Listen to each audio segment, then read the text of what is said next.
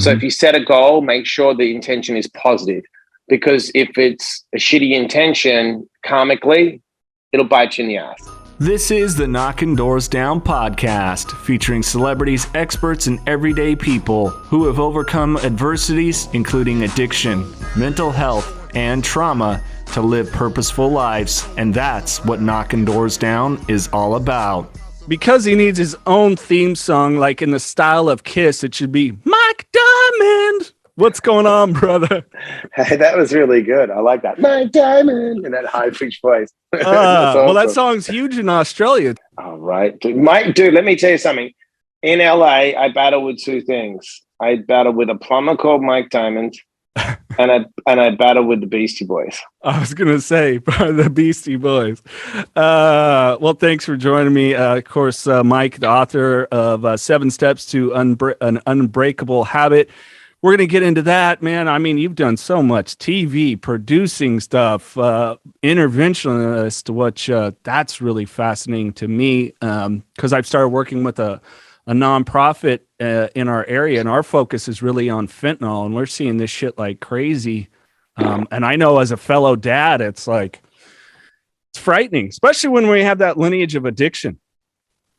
Yeah, the scary thing about fentanyl is when I was doing coke, you got coke. Right. You didn't get like coke laced with fentanyl. Now you get a fake Xanax with fentanyl in it, and people are overdosing. It's just a scary world right now. Like, it's not. We live in a crazy time. I mean, when I stopped using in 2006. You know, it just was different. You didn't have the internet. You didn't have the dark web. You had the internet. I mean, you didn't have social media. You didn't have the dark web. You didn't have like the access you do now. Go online and have like fentanyl delivered to your house through Silk Road or something, some crazy website. It's like, kids are using Snapchat. Yeah. It's a really interesting time. It's not, and I'm not against social media. Like I said to someone the other day, it's like there was someone that was arguing with someone about like, I'm not against guns. I'm not against anything. Right. It's not the gun. It's not social media. It's the person driving it. Yeah. It's like cars are fucking dangerous. But if it's parked in my house, it's not dangerous. It's the person behind it, and that's what we don't focus on. We don't focus on what's going on with people's minds and motivation and mental health. And, the other day I said to someone, there's, 2,650, I think, billionaires in the world. And together they have a net worth of, I think it's $12.7 trillion, right? So if you look at all that money that these people have accumulated and just say you grab me, I do well, I got money. And we're like lined up in front of our grave, meeting our creator. And we have all our wealth stacked behind us. And we negotiate with our higher power source, whatever, infinite intelligence, whatever you want to call it, and say, could I take my underwear and a fucking spoon with me? Guess what? None of it comes with us, right? Right? Not one fucking bit. So I don't care what you accumulate. You can build a castle. But if you're not bringing value to other people and you're not trying to improve people's quality of life, you're just a fucking hamster on a wheel. You're just feeding the beast. You know what I mean? They say fight, flight, freeze, and feed. Yeah. And if you're in your sympathetic nervous system and you're not in your parasympathetic nervous system and you're not being of service and being kind and you don't have real purpose, you're just feeding the beast. And it doesn't end. Yeah. It's a fucking cycle. And I think that's interesting you bring that up. I got into a discussion about that, with stuff with social media, and we had a little talk here before, but it's the way that people are feeding stuff. It's almost like a social gaslighting, the I'm on a yacht, I'm on this, I'm on that. And so many people, I think, it is activating that negative, I'm not good enough, that shit that we've already probably, especially for us addicts, that we continue to tell ourselves in our head, and we're seeing it. And so it's just like an excuse not to do, which is why I'm looking forward to digging in the book, because I know it's the antithesis of that. Well, yeah. And it's like I tell people, here's the one thing that people fuck up with, right? And there was one thing when I moved to America with nothing. I knew one thing, right? Maslow talks about the hierarchy of needs to self-actualize, right? You get your lower needs met. We're about to go into a deep recession, like a winter, right? Everyone wants the bull market, but no one wants to know what winter is, the bear market. There's always going to be seasons. There's going to be ups and downs, right? There's no shortcuts. There is no shortcuts in life. You can't bullshit your way to 16 and a half years of sobriety. Okay. I had to get it. No one can give it to me. I have to earn it by one day at a time, one moment at a time, shutting up, listening, going to meetings. And what people don't understand is this. If you want to be self-confident and self-esteem, you don't say, I am this, I am that. You can say affirmations all day. It doesn't work. You have to work on your skills. And to acquire skills in anything you do takes time. And the problem is right now, we live in the microwave generation where people get famous on Instagram, on the internet for doing nothing and they have zero skills. Yeah. And I'll tell you this, right? If you get famous for doing nothing and you may have 1 billion followers, deep down when you look at yourself in the mirror, because you can't lie to the man in the mirror, guess what? You're fucking hollow, right? Because what builds character, integrity, and authenticity is being honest with yourself and working hard. Right? You don't get it from shortcuts. You don't get it from magic pills. And that's why when people talk shit, I have nothing negative to say about anyone. You know why? Because I feel good inside. We only spew out negative if we're feeling shitty, right? Yeah. And if I don't feel good, I don't open my mouth. I just shut up if I'm having a rough day as an addict or with my colitis. I just shut up. I don't spill out negativity on people. Yeah. Do you know what I'm saying? And it's like when you see these platforms, it's like you see people spitting out. I'm like, people can throw hate at me all the time. Like, you're just having a rough day. Yeah. You need some compassion and love. And I just because I just work on me. Yeah. All I do is worry about me.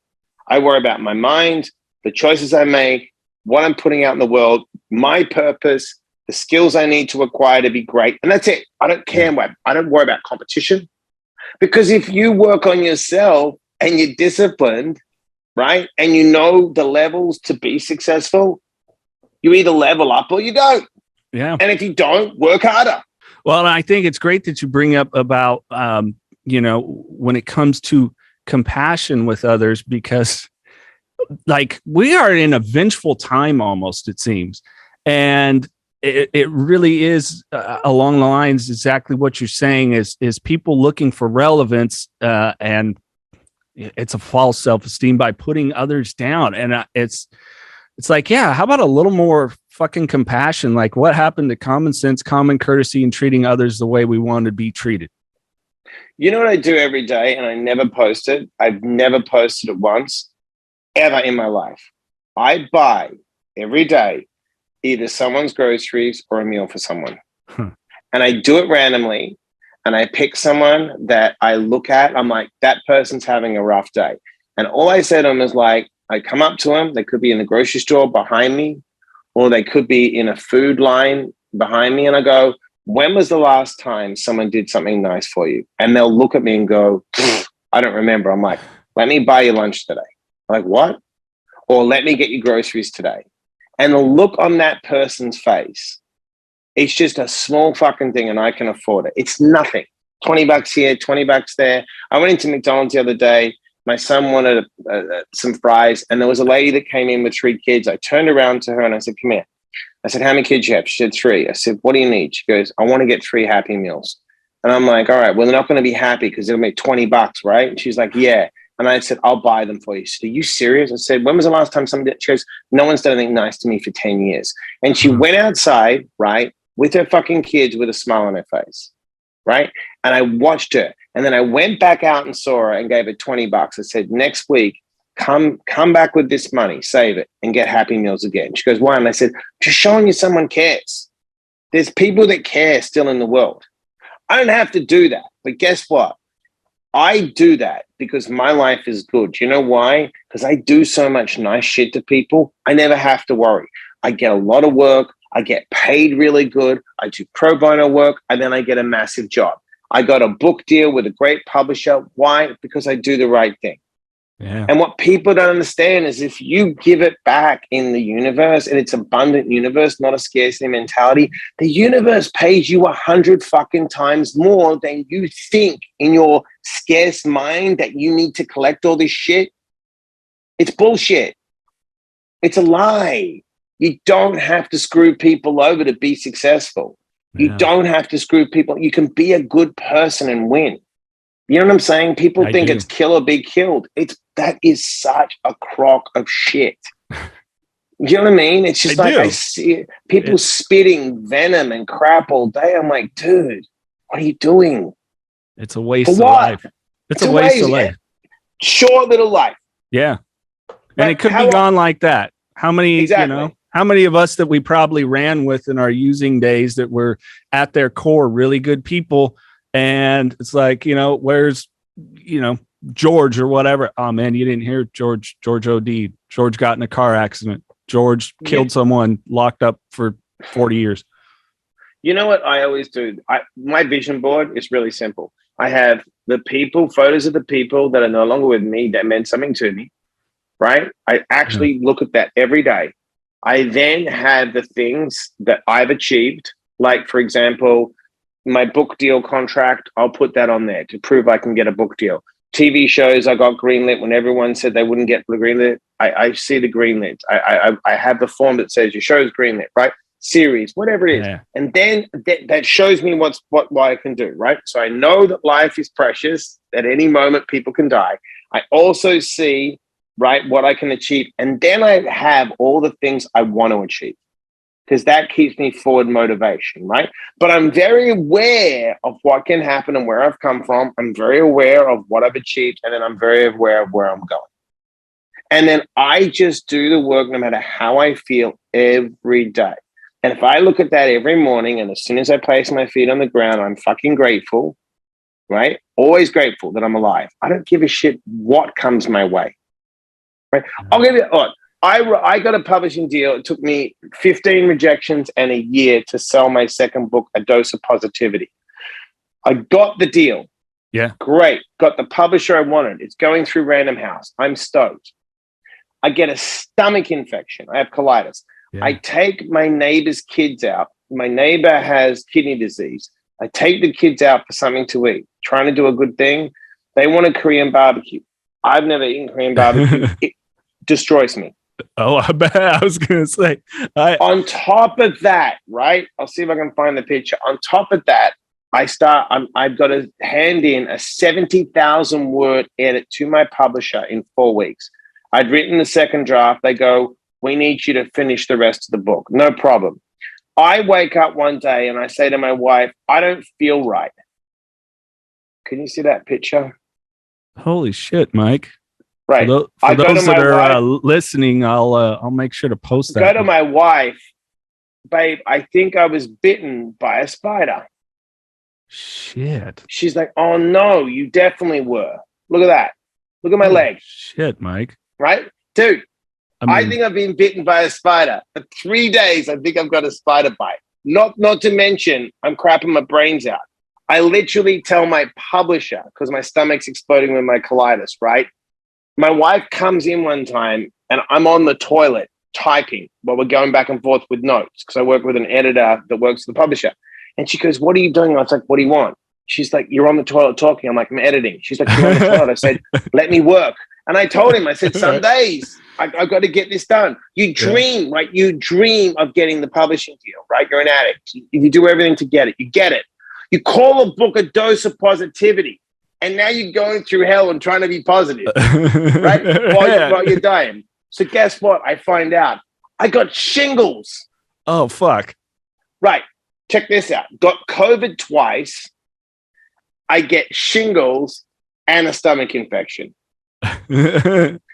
But you didn't quit. No. Got the book done it was supposed to be done in 4 weeks. Got it done in 2 weeks. They approved the edit within 2 days, right? And then I got COVID again. So I had COVID 3 times. Okay. All good. Never once did I fall off track. Got up every day, went through the thing. And what I try to explain to people is this. See, this is where people fail. I have a goal. I have a desire to achieve something, right? Mm-hmm. And then you don't know what it's going to take to close the gap from where you are to where you want to be. And what most people fail is it's called destination disease, right? You think when you arrive at the destination, it's going to be different, or the journey is going to be different, right? Because in your mind, you plan these things, but it's impossible for it to go as planned because there's too many moving factors in the universe. I still struggle with this. So I'm hearing. But you see what I'm saying? So I wake up in the morning, right? And here's the thing. This is what I drum home to people all day. Motivation is a lie, and I'll tell you why.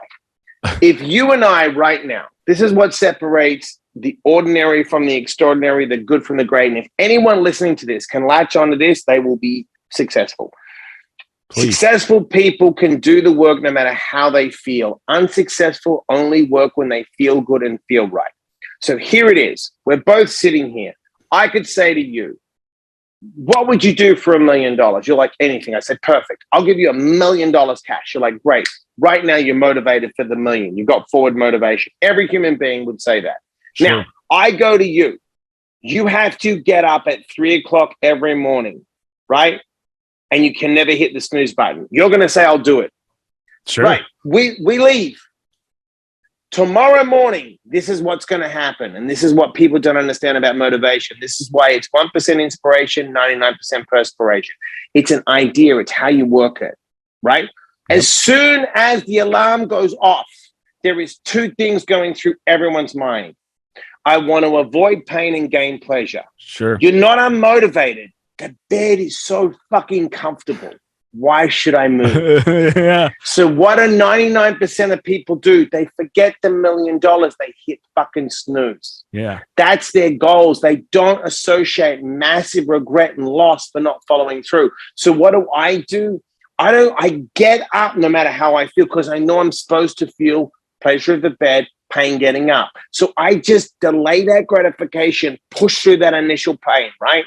Because I know at 4, 5, 6, 7, 8 in the morning, I have already won because 99% of people have hit snooze, thinking the next day, I'll feel better tomorrow. I'll feel better tomorrow. Like, I'll stop drinking tomorrow. I'll stop doing coke tomorrow. Bullshit.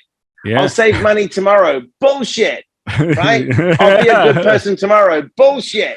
It's fucking now. Yeah. It's like when people tell me, I want to lose weight.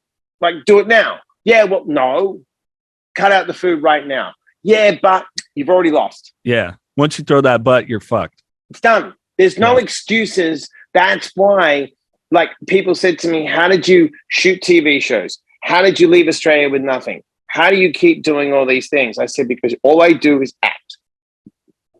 I just act. I figure it out in the moment. I got offered the other day, someone called me up, and I never say no, in the sense of, I was in the restaurant business for years, the club business for years. Right. They said, hey, we've got an opportunity. I said, what's the opportunity? They said, there's a friend of mine, sober, 31 years. He's got some food halls and they're looking for a concept. I said, I got the concept.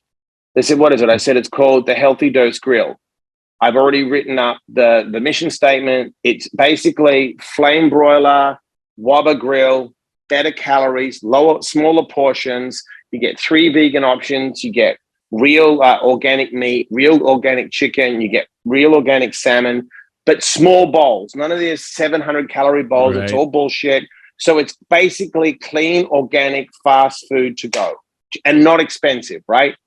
I sent it off to them. They're like, let's do it. Now, we're negotiating, already got a space in Atlanta. We're going to do Detroit, and we're going to do about 9 spaces. That was off a mission statement and an idea, and we're going to print them out. And someone said to me, so now you're going to open them up. I said, yeah, because a dose of positivity, now it's the healthy dose food. And right. We've got a great chef doing the menus, a celebrity chef.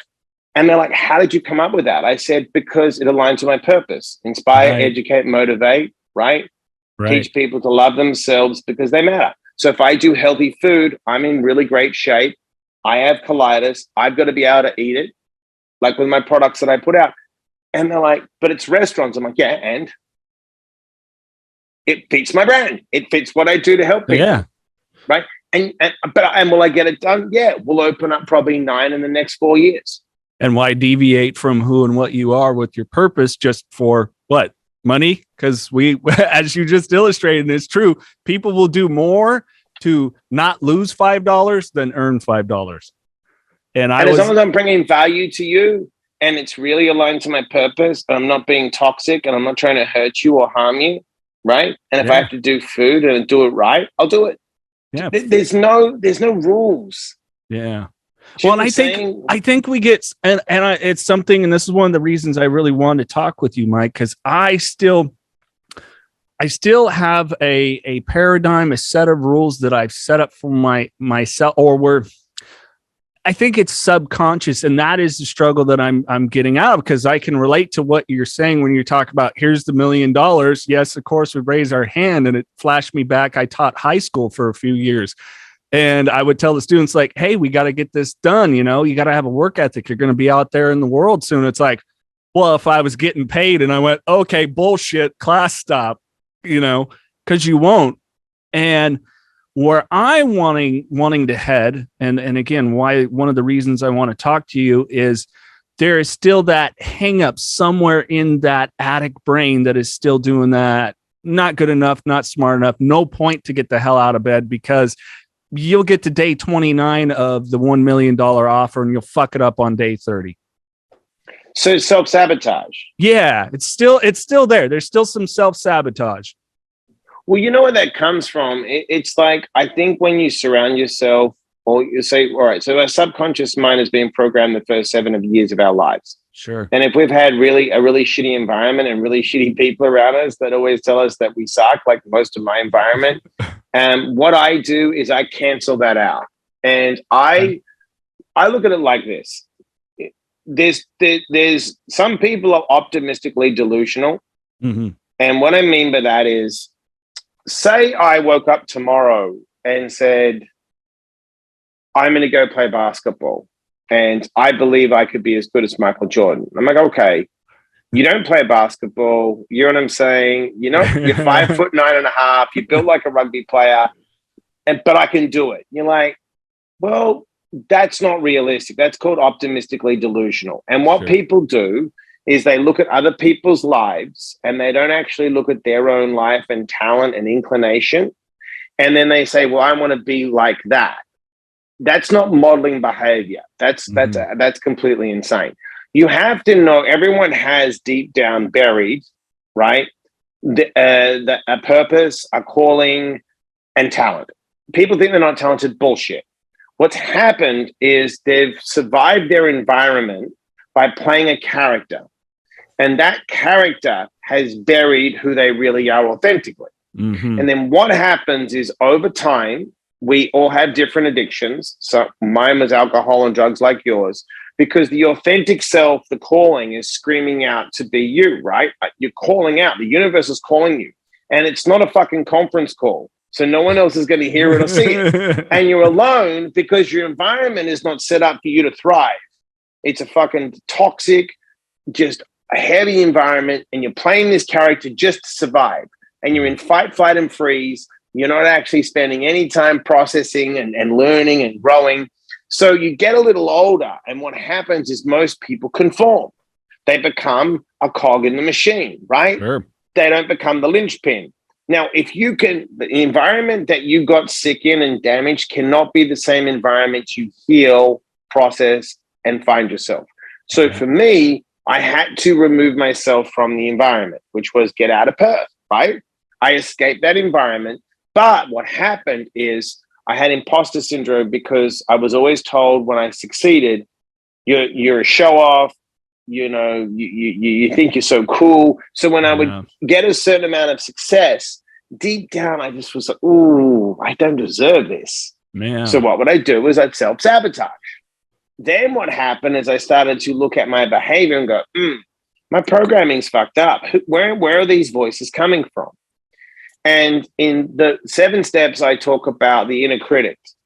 In my in my 4th book, I go deeper and I identify like 8 different critics that I have, from the bully, the distractor, the guilter, the shamer. Like we all have these voices Yeah. when we're trying to level up. And when we start to identify these voices, we're like, oh, wow. You got to get curious and go, man, you're really trying to do a number on me. This is bullshit, right? So I'm kind to those voices. And what I've learned to do in this, in my fourth book, I coach my critics. Huh. I become the mentor of the negative voices. And I go, oh, that's interesting. You've popped your head up. Like I get a message from my editor, and instantly it's like, you're stupid, you're dumb, you're dyslexic, look how you fucked up. And it's not what they're saying. They're like, could you be more specific of what you've written, right? So what do? I was like, wow, I'm curious. I'm like, that's interesting how that voice will attack me, and I don't let it attack me anymore. I'm like, you're there, I'm here. It's not true. I just have to, if I need help, put my hand up, ask for help, right? And that's all I do now is I slow the voices down and identify. Wow, that's interesting. You popped out of nowhere. You came up. That's interesting. You're really trying to take me off track. And I'm nice to it. You can't battle with the voices. Yeah. Whether it's your dad, whether it's the bully, whether it's your mom, whether it's an ex-girlfriend that called you stupid or said you come too quick, whether it's a fucking, seriously. Or not at all as we get older. Or not at all, right? Or it's whether it's the kids pulled your pants down when you were a kid and shamed you, whatever it is. If you look at it and slow it down and start to go, because remember, look, here's a great thing I do with everyone. So what's the worst movie you've ever seen or a song you hate? Oh, God. The worst movie I've ever seen. We watched, God, what the hell was it called? Aunt Something's Meat Pies. It was a terrible, Pat Morita was in it, so I had to watch it. Wow. It was like this horrible, D-level. You remember movie. It? Yeah. Okay. I remember it. Okay, so let's get deep here.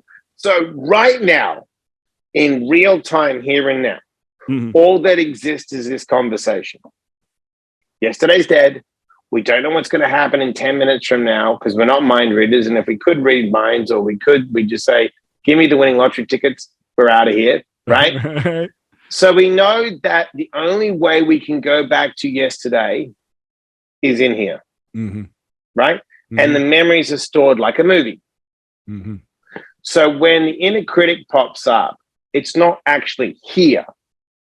It's a memory and a voice from the past, right? Right. Because if I'm sitting here with you and you have a voice in your head that's negative, it's come from the past. Or if you start future tripping, saying, oh my God, this is going to happen tomorrow. Oh my God, right? So you're either too far in the future, worried, or too far in the past, but we're not present.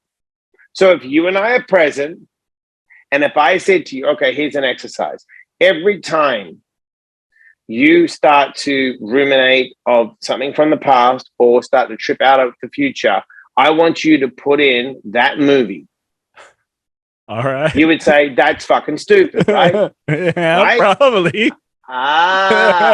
So why would we take a negative experience from the past or trip out on something in the future when in reality, all we have is the here and now, and I can't predict the future. All I can do is prepare best I can in the moment, right, to be successful.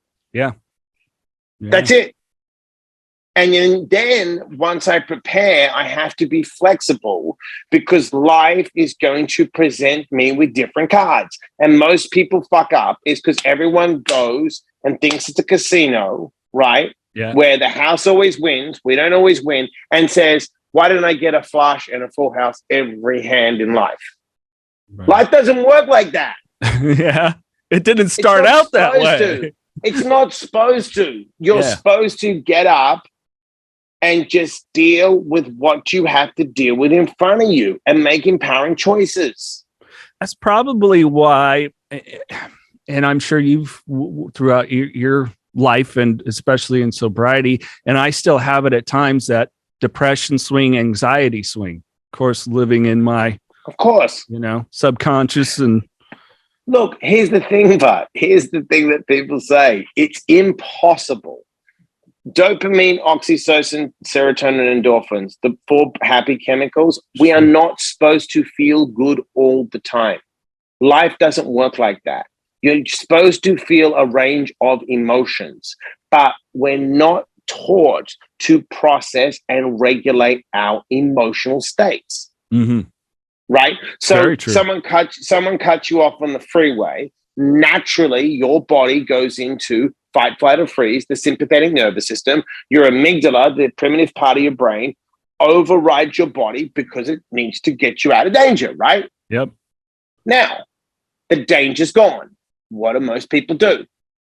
They take that moment, chase the guy 6 exits, right? Go to work. They're pissed off all day because the guy cut them off on the freeway, started an argument with everyone. And that was 3 days ago.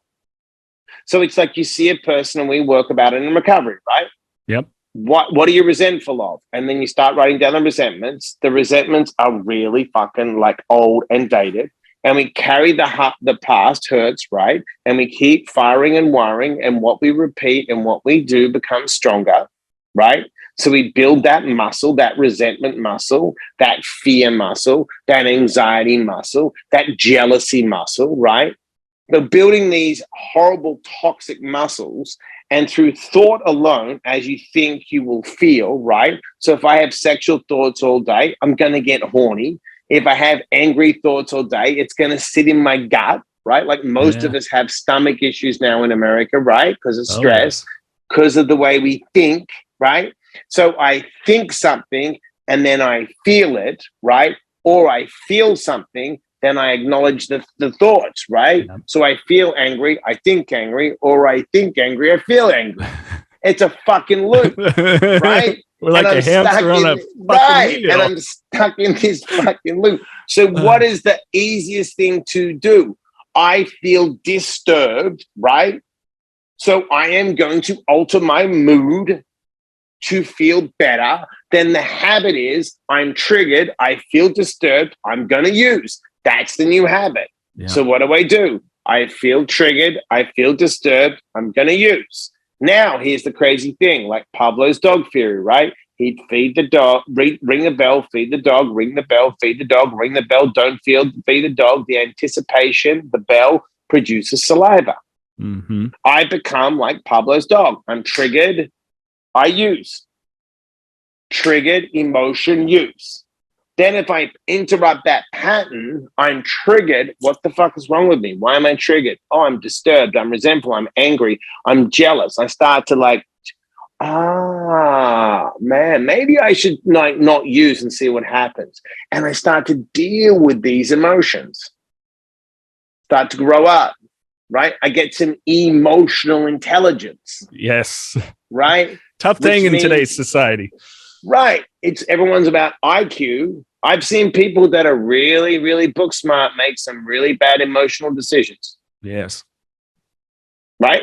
And then when you start to do this stuff over and over again, and you get better at it and you learn it, like everything's a learned behavior, you're like, wow, life isn't that bad, that hard. If I slow down, right? And I just sit and go, what am I feeling? What am I thinking? What's going through my mind? Why am I doing this? I got to ask Mike, the one thing that is really standing out to me is, I need to improve on my hands up. This is why I'm asking you this is routine. Like you said, no matter what, your discipline towards your goals, like how did you really start to structure that? Because you're such an intelligent guy, but calculated. I can tell that you have some things that you've really thought about the mastery of self. So how important is that, like routine? Huge routine to everything. So when I got sick in 2017, my appendix burst and the doctor said I had a 1% chance of not getting colon cancer if I didn't remove my colon. And so we had the surgery. It was a 4-hour surgery. I thought it was my colitis pain. I was sick for like 4 days. And then I realized it was my appendix had burst. And I sat with myself on the gurney and I was really facing death. Like, oh, this is it. This is fucking serious. And my wife said to me, what do you think? I said, I don't know. I said, but it'll change me. And all I said to the doctor is this. I said, look, look, I'm not a hero here. If I'm going to die on the operating table, take my colon out, I'll wake up with a bag. But if you can get me through the surgery, leave my colon in. So he left my colon in. It was rotted out. 8 days in the hospital, lost like 50 pounds. I was emaciated. And I was like, shit, I've got 6 weeks to somehow heal myself. So I was always very disciplined, always good with food because I'd heal myself naturally from the colitis without drugs. And I really started to dig into the mind-body connection and how the thoughts affect the gut and the body. And I discovered these healing frequencies called the solfeggio frequencies. And years ago, there was 9 frequencies created, and through chanting, and monks would chant, and they would chant at different frequencies to line their chakras because of the chakras, the healing, the energy centers. Sure. So I did some study on it, and I started to meditate with these frequencies. And I started to get up at like 3 a.m, and I started to study Dr. Joe Dispenza, who I love. Yeah. And he would say, get up really early because you don't know how much time you'll need to meditate. And then I was like, okay, I've got to figure out if I get up. And I started to realize how important it was journaling and writing down my thoughts and emotions. And I read this beautiful book years ago, but it never clicked for me like it did later on, called The Artist's Way. And Julia Cameron, incredible writer, says you need to write for about 30 minutes in the morning to get all the junk out, clear the highway, right? So I said, okay, so what I'm going to do is I can heal myself naturally. And I do this thing. I don't believe, I know. And what I mean by that is this. So a tiger doesn't go to jungle school.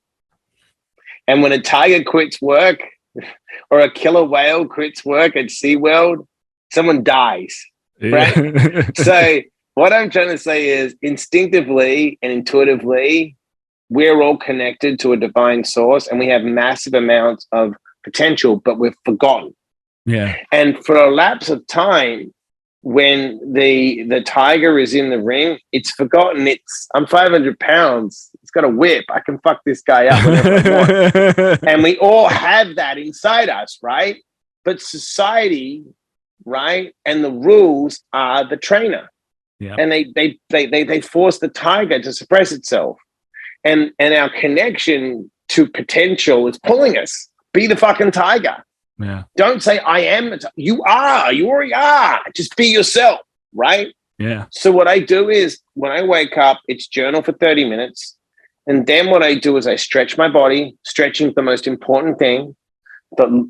We hold, man, our lower backs and our groins. We have to pull all that shit out. So I do deep stretching. And then I do 3 sets of breath work. The first thing I do is an alternative nasal breath work where I put my thumb on one side, upside that side, downside that side, 3 rounds each side. Then I do what they call breath of fire, where you breathe in through the nose and you pump the diaphragm, but just through the nose. So it's like, I do 3 rounds of that. And then I sit, because I like to sit on the ground because then I keep my spine straight. If I sit on a couch, I'll probably nod off. And I do 20 minutes of deep mindfulness meditation. And all I do is when the thoughts come in, I come back to breath. I'm just curious. Oh, that's interesting. So the trick is in life, I look at the thoughts as cars on the freeway and I'm watching the cars go by. I just watch them. So, that's a thought, come back to breath, that's a thought. So in life, the trick is, if you train yourself like that, in life, when a thought or you have a thought, you don't have to let the thought run you. You're like, I'll come back to my breath. But you practice it. Do you know what I mean? It keeps you centered. So if you sit down and eat, you chew your food. You're not racing in thought. I'm going to eat and enjoy the moment. Sit, be present. And I do that. Then I go and lift weights. So I do about an hour of, I call metabolic training, which is lots of supersetting. Sure. And I try to keep my heart rate. And there's a science behind it. between 115 and 145, because that is when you're over 145, what happens, and it's been proven, like when cops make a bad choice and they shoot someone, their heart rates are in like 170. So what you want to do is keep your heart rate in 145, 115 and 145, peak it a little bit, and then bring it back so you get used to that stress. Sure. And you can stay centered and I stay like really pushing it really hard, but stay centered and I don't panic. So then in life, when it elevates my heart rate, I'm used to it. I know how to bring it back. So I train it to bring it back. Then when I do my cardio, which would be like, maybe it's a hike. If I'm running, I put in an audio book. I like to physically read, and I read at least 30 minutes every day, minimum. I read a book a week. And that's my morning routine. I do it all fasted, then I eat. I don't break. I do it no matter where I travel in the world. It's the same routine. If I have to travel to the East Coast, I get up like between 3 and 4. My body tells me when to get up. I don't use an alarm. It just gets up between 3 and 4. It just gets up naturally. And in the afternoon, usually around 3 or 4, because I've been up for 12 hours, I don't work out again. Sometimes I do, but I meditate, I stretch, and I journal. I do exactly the same routine 12 hours later. I eat every 3 hours, 2.5, 3 hours. I eat I don't eat junk food. It's all, I'm not a vegan or anything. I eat fish, chicken, meat, little bit of carbs, good protein, always vegetables, every 3 hours. I eat 5 to 6 meals. On the dot. I don't break everything. Take a shit ton of vitamins, vitamin D, for my stomach, turmeric. Like, I'm very structured. Glutamine, like, I don't break everything. Yeah. And I keep super disciplined. And it gives me so much freedom because I'm always healthy. My mind's always clear. I write down the goals. I use a principle called the 8 Ps that I created. Some people use the SMART goals, which has to be, specific, measurable, attainable, realistically and timed, SMART. Mm-hmm. What I do is called the 8 Ps, which is the first P is have a positive intention. Mm-hmm. So if you set a goal, make sure the intention is positive, because if it's a shitty intention, karmically, it'll bite you in the ass, right? The second P is purpose. You have to have a why. I don't believe in passion. I believe in purpose. I believe find your purpose and be passionate about your purpose. Passion is a feeling, right? And when you see it with ball players, they're like, after the game, I have no purpose. Yeah, there's nothing wrong with sports. But if you're just doing it for money and how you feel, you're going to feel empty afterwards. You have to bring value. So if you've got a gift, figure out how your gift and inclination can bring value to other people with your purpose. Absolutely. Then have a plan, right? And then be specific with the plan and chunk the plan down. Okay. Priorities. You have to have this 24 hours in a day, and it's the 80-20 rule. Spend 20% on the right things, you get an 80% return. You don't spend major time on minor things. Okay. 24 hours, everyone has the same 24 hours. And I say to people like this, I look at it like this, right? So say people, I don't know where this rule was, you should sleep 8 hours a day. I said, I sleep 6. So if the average person sleeps 8 hours a day, and I sleep 6, I get 2 hours. Right. That's 14 hours a week, right? Yeah. Extra, right? If you add that 14 hours up, what's that? 14, 20, I think over a year, it's like 720 hours extra I get, which works out to be a year. Now, if I work by the hour, that's a lot more money. I can make a couple $100,000 more than most people while they're sleeping. Yeah.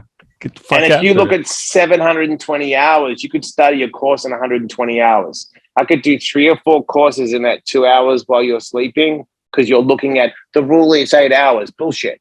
I sleep great because I have and then I have an evening routine. No phone, no distractions after 7:30 at night. No bad TV. I don't watch reality TV. I don't eat junk food. If I'm going to watch junk, I'll eat some junk. And that's my binge for an hour. Like, my wife watches it. I'm like, I'll put on something for an hour. And I'm like, but I do it for a mindful thing. Like, that's interesting. That person did that. That's interesting. And I separate myself.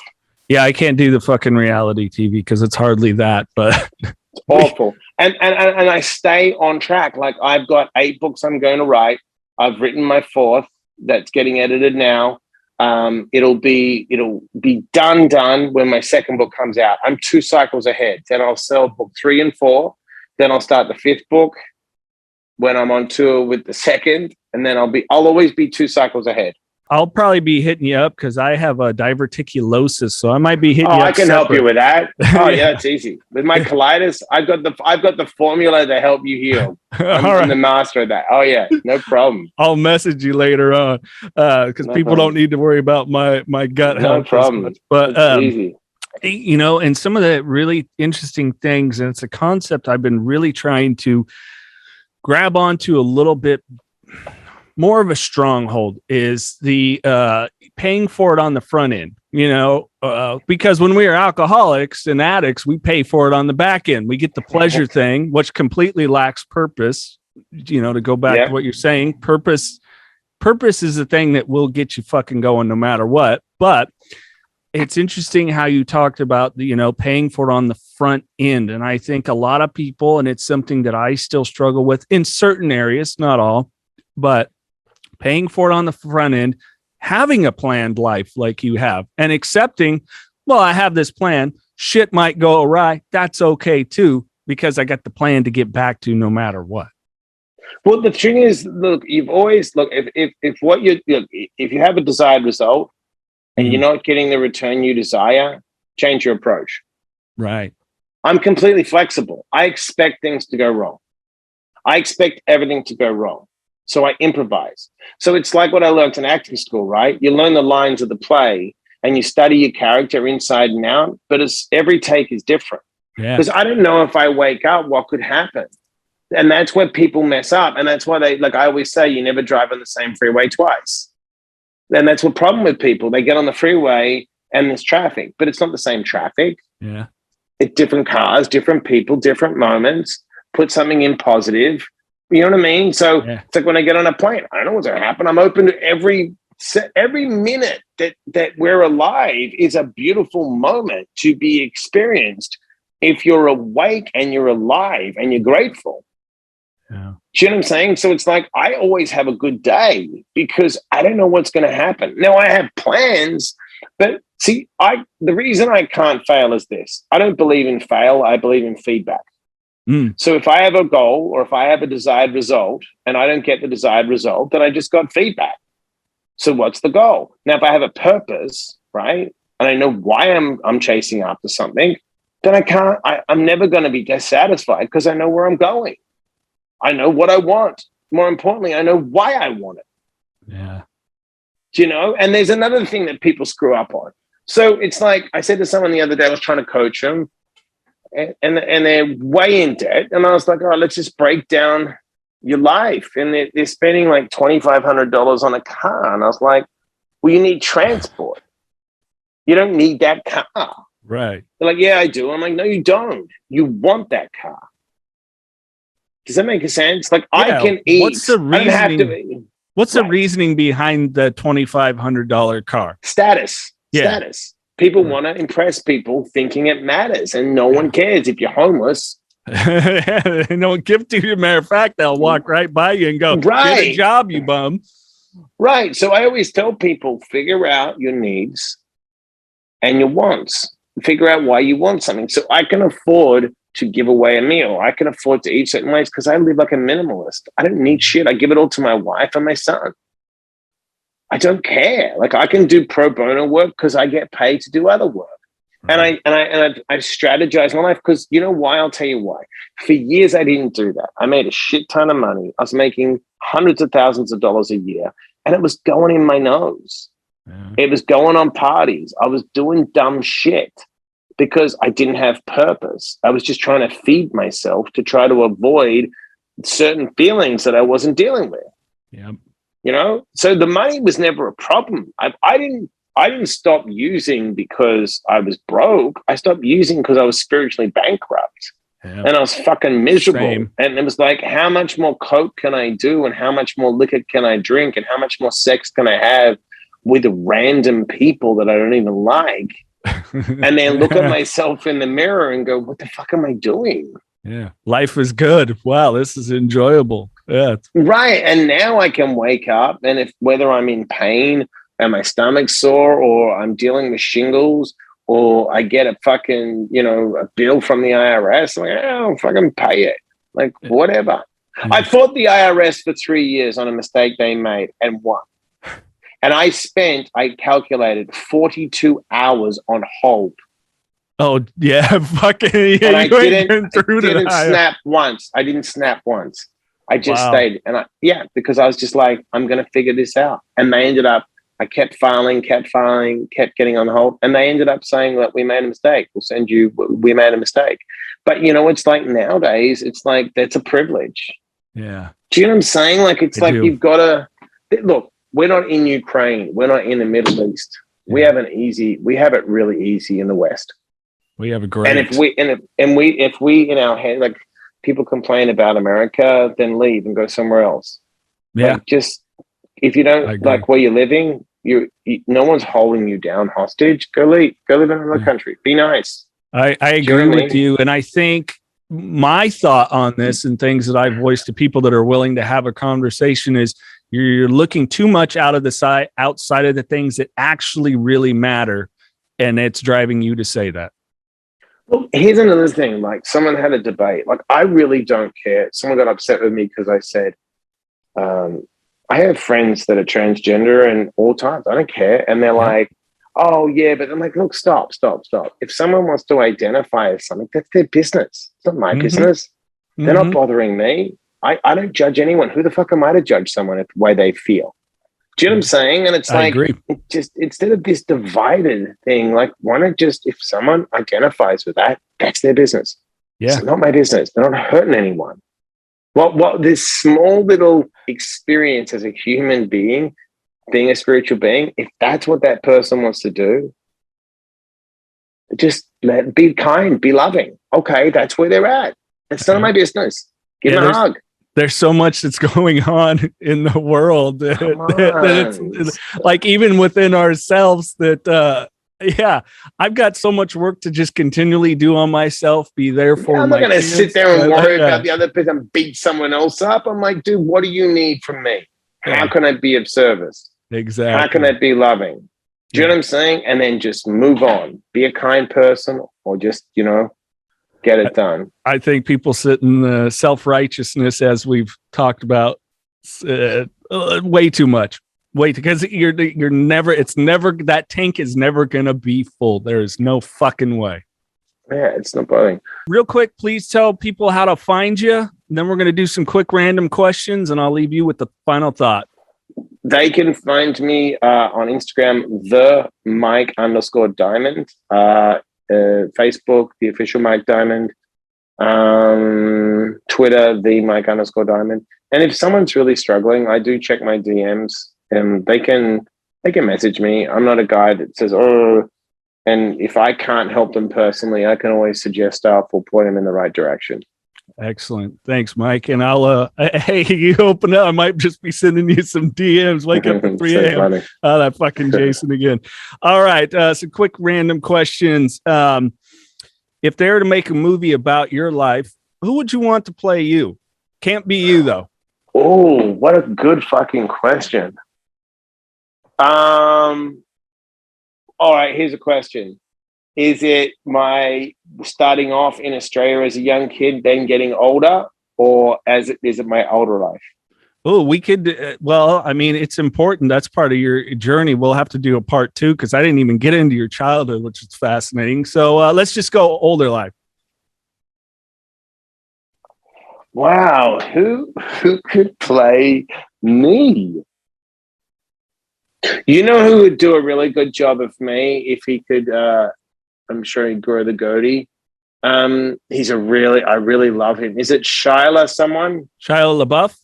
I think he would. He's a pretty twisted dude, and I think he could nail my accent, and I think he could do a really good job of how emotionally messed up I am. He would do a really. I would watch him play me. Oh yeah, Shia LaBeouf. Oh, I dig that dude. I like him. That's like him a interesting. lot. You say the emotion. Do you still qualify yourself as emotionally messed up? I think you're Oh, yeah, pretty of course. switched on to. I just do the work. I just do the work. I'm a fucking nut job. But aren't we I mean, all? but here's the thing. I admit it's like the tiger at Jungle School. Sure. I admit, like look, dude. Here, look. I can be as calm as they are. But if you come into my house at 4 a.m. with a gun and you threaten my wife or my son, I'll do an 8-step on you afterwards. But it's gonna be bad. I'll take a bullet, but you better kill me because you're threatening my. So what I'm trying to say is, I know who I am in that sense of like, sure. I'll walk away, but there's a point that if I have to like snap to protect my wife and son, and you're giving me no option, I admit I know what's inside me. Yeah, you know what I mean, and I'm okay with that. Yeah. I'm a dark motherfucker. Hey, let's stand up. If you could have dinner with any one person, living or not, who would it be? Oh, that's such a good question. This is going to sound fucked up, but there's no one living I really because there's probably 2 people. I would want to have dinner with Viktor Frankl, that wrote Man's Search for Meaning, and Socrates.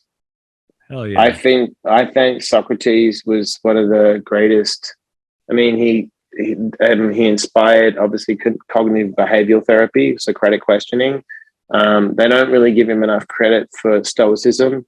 But, if you look at, I know Epictetus, Seneca and all those guys, and Marcus Aurelius came from that Stoicism. But if you look at Socrates, to me, he was, my ultimate table for me would be Buddha.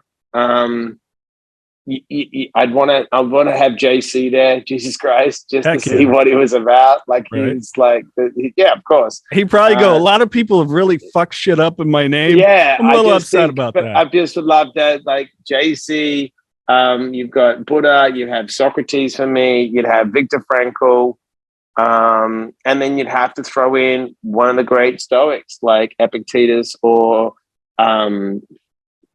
Seneca. Those guys who I love we're doing what they were talking about, 3,000 years ago. They're incredible. Absolutely. So yeah, that would be my dinner party. All right. Last random question before I leave you with the final thoughts. This is a fun one. I always like, you're stranded on a deserted island, but somehow you can have one movie and one music album with you. Who is it? And what is it? Fuck, that's a good question.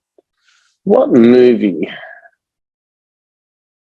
Oh, because I love all kinds of music, like all kinds of music. Like that, you know what album that even to this day I can play start to finish.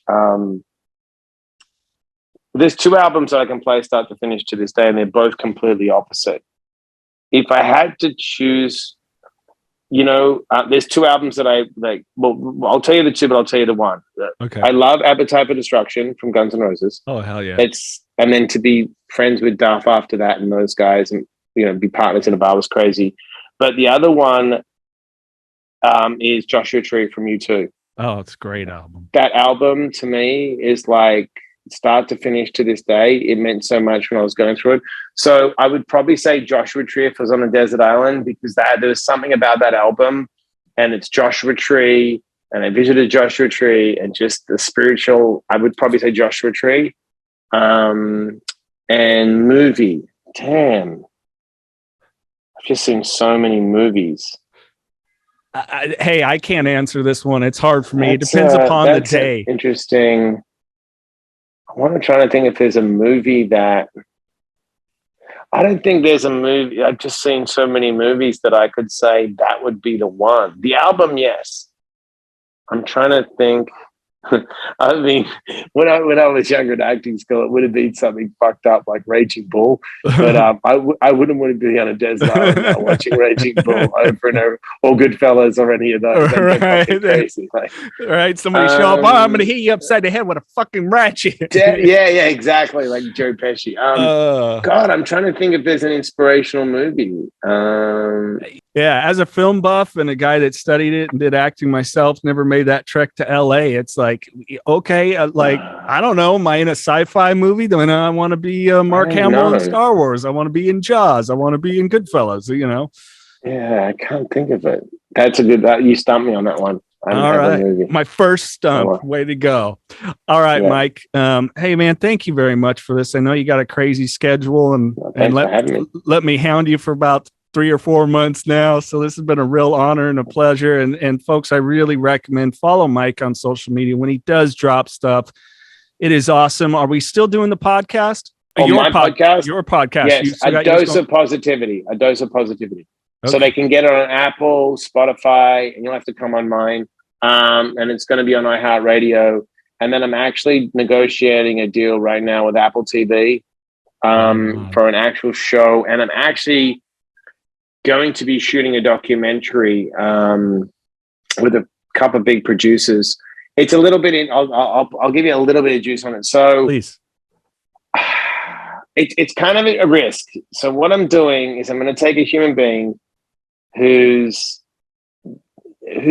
maybe got mental, I want to say mental illness, but not disability, because you can't, if someone's disabled, you can't mess with that.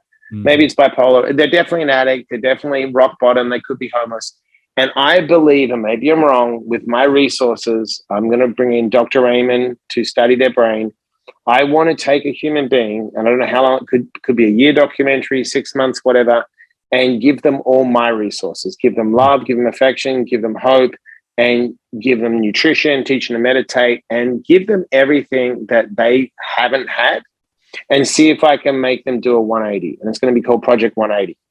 And maybe I'm wrong. Maybe that gave me chills.